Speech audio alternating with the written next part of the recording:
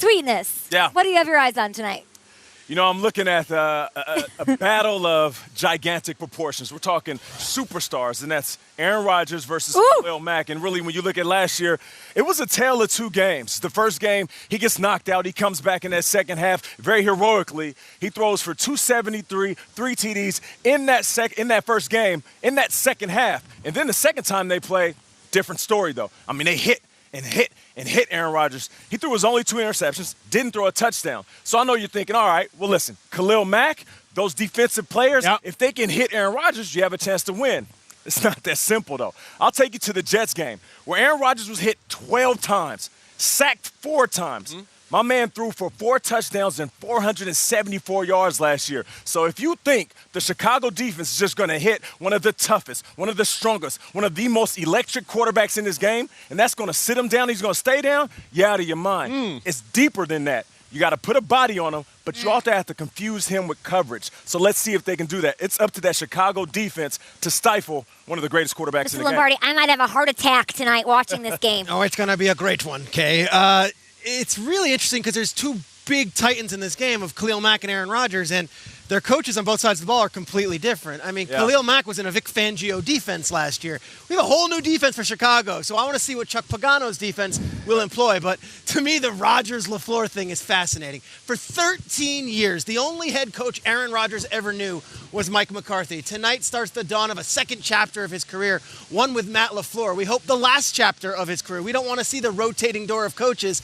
I am so fascinated to see the philosophy, the challenge of LaFleur to Rodgers, and what version of that Packers offense we get. It's a clash of the Titans, you're right, and we've got new coaches on both sides of the ball. Listen, you know who I'm looking at. Peter, you talked about 13 years. How about over 30 years? That's how long this city has been waiting to embrace and love a quarterback. Mitchie. Over 30 years, guys. In that time, the Bulls have won 6 titles. The Blackhawks have won 3. The White Sox have won. The bleeping Cubs have won a title. Tonight is the night that number 10, Mitch Trubisky, can start to win this city, but he's got to beat the guy who has tormented this city. You know me, guys. I've been doing some field work through this whole trip. Since we left New York, I've been asking every flight attendant, every waiter, every hotel employee here in Chicago, you think Trubisky's got it? And it's been a whole melody of, I hope so, and we'll see. Randy hit it perfectly. There's so much palpable nervousness and anxiety about Mitch because he hasn't made a meaningful throw in 8 months.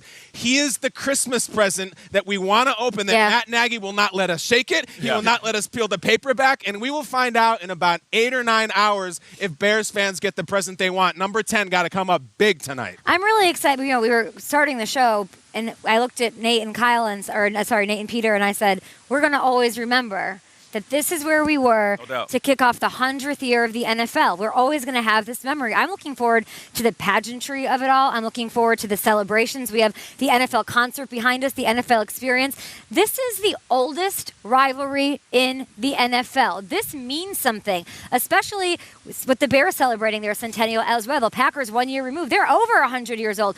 These two have gone at it year in, year out. And I'll be the first one to say, over the last 10 years, hasn't been really competitive. Aaron Rodgers is the bad man, the boogeyman. And he runs the show. But guess what? The Bears are the division champs. These two are even Steven going into this one. It's a hard game to pick. We will be doing that later on in the show. I am here for this rivalry, this city. Let's go. Hey! You know what's crazy is like later in the season, people throw around playoff implications. And it's almost a joke. It's funny. But no joke. Week 1 in the division, this game has straight up playoff implications. That's how big this game is.